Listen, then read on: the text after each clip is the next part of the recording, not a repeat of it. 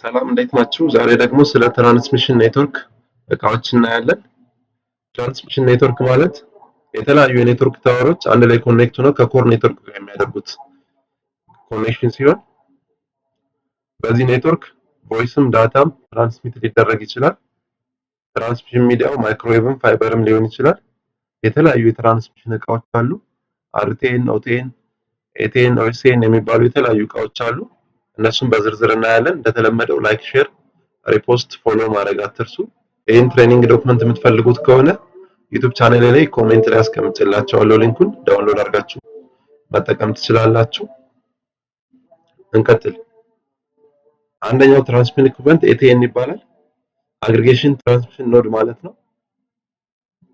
ይሄ ምንድነው የሚያደርግልን? ከቢቢዩ የመጣውን ትራፊክ ኮሌክት አድርጎ ወደ ኮር ኔትወርኩ ሴንድ ለማድረግ የሚጠቅመን ትራንስሚሽን ዲቫይስ ነው። እንዴት ነው የሚሰራው? ዲጂታል ትራፊክን ከቢቢዩ ኮሌክት ያደርግና ፓኬት ስዊቺንግ ወይም መልቲፕሌክሲንግ ሰርቶ ወደ አርቲኤን እና ፒቲኤን ፎርዋርድ ያደርግልናል ማለት ነው። ኤቲኤን ማለት እዚህ ጋር ምስሉ ላይ የምትመለከቱት ነው። የተለያየ ሞዴል ይኖረዋል። ከቢቢዩ እና ከአርቲኤን ጋር ኮኔክት የሚያደርግበት ፋይበር ፖርት ይኖረዋል። ሌላው ፒቲኤን ነው። ፓኬት ትራንስፖርት ኔትወርክ ማለት ሲሆን ሃይ ካፓሲቲ የሆነ ፓኬትን አግሪጌት አድርጎ ወደ ኮር ኔትወርኩ የሚልክልን ዲቫይስ ነው። ዲጂታል ትራፊክን ከቢቢዩ ከአርቲኤን ኮሌክት አድርጎ ሌብል አሳይን አድርጎ ወደ ኮር ኔትወርኩ ይልክልናል ማለት ነው። የተለያየ ፖርት አለው። ከተለያዩ ኢኩይፕመንቶች ከሚገናኝበት ፋይበር ነው ኮሚኒኬሽን ሚዲያ ከቢቢዩ ጋር ከአርቲኤን ጋር ከኤቲኤን ጋር እንዲሁም ከጀርባው ካሉት የትራንስሚሽን እቃዎች ከኦኤስኤን ጋር የሚገናኝበት ፓስኮርድ ፖርት አለው። ይሄን ይመስላል አፕራንሱ። ኦኤስኤን ማለት ደግሞ ኦፕቲካል ሰርቪስ ኖድ ማለት ሲሆን በዌቭሌንግዝ ዲቪዥን መልቲፕሌክሲንግ ሰርቶ ወደ ኮር ኔትወርኩ ዳታ ትራንስሚት የሚያደርግልን ዲቫይስ ነው። አፕራንሱ ይሄን ይመስላል።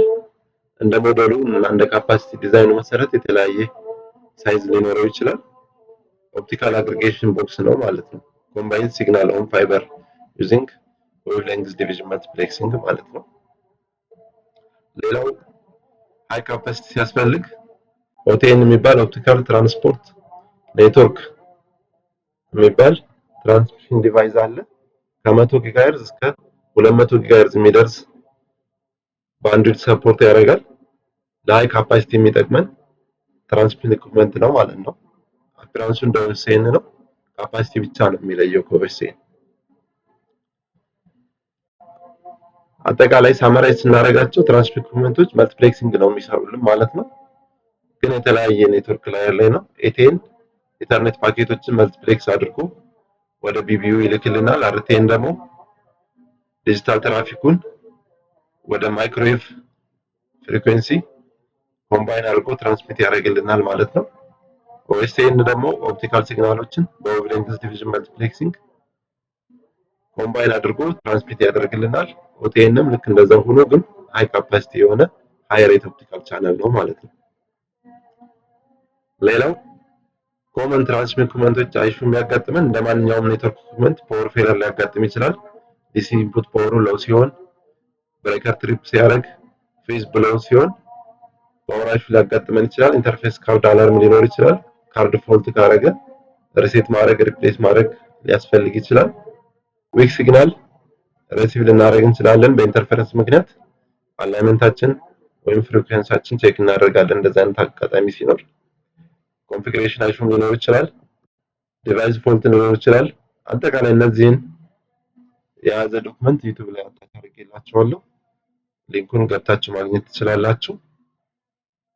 ጥያቄ ካላችሁ ኮሜንት ላይ አስቀምጡልኝ።